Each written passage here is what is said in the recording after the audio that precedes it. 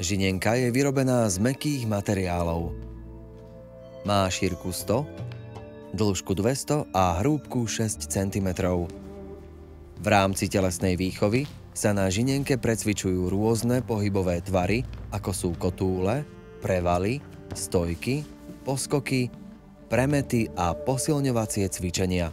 V priebehu historického vývoja vplyvom rozvoja poznatkov sa pojem a obsah gymnastiky často menil a prispôsoboval potrebám spoločnosti. Gymnastické cvičenia cielene a komplexne pôsobia na pohybový aparát.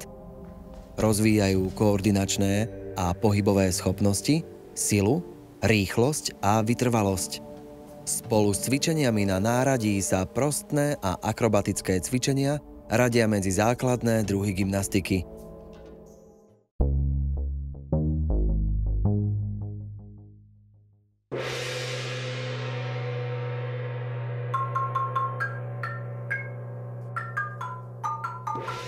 Polohu stojky na lopatkách cvičenec zaujme po prevale vzad.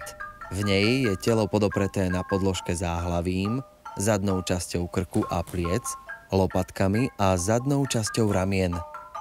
Stojka na lopatkách je z hľadiska udržania rovnováhy považovaná v skupine stojok za najľahšiu.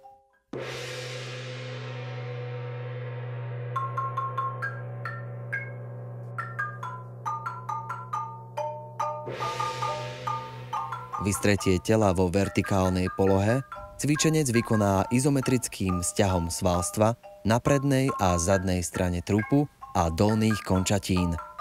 Túto aktivitu dopĺňa podopretím bokov rukami cez pokrčené predlaktia.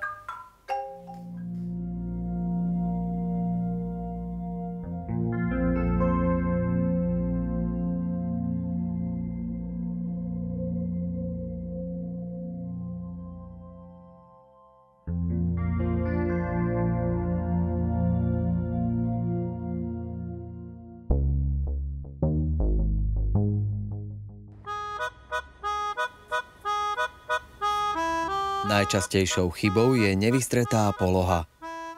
Žiak nedotlačí panvu do roviny s trupom a nohami.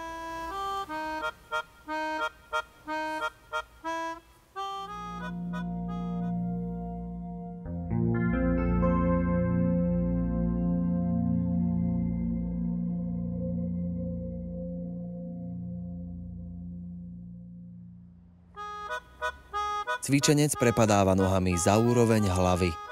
Špičky nôh nevystiera, ale naopak tlačí ich smerom dole. Príčinou týchto chýb môže byť aj to, že žiak nemá dostatočne osvojenú polohu v stojke na lopatkách.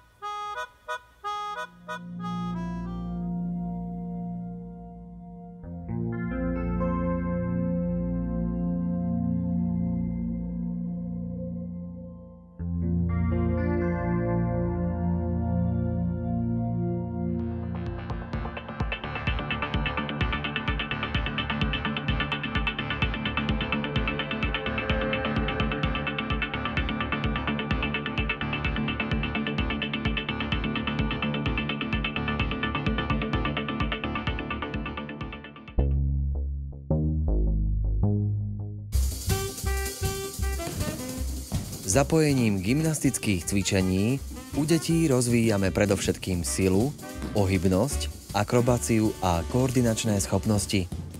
Vhodným cvičením je kombinácia stojky na lopatkách s výdržou a behom po vyznačenej trase. Jeden zo žiakov vykonáva stojku a druhý beží okolo. Po odbehnutí si žiaci vymenia úlohy a celý priebeh zopakujú. Žiaci sa sústredia na presnosť, rýchlosť a striedanie cvičení. Takto dokážu zotrvať dlhšie v aktivite.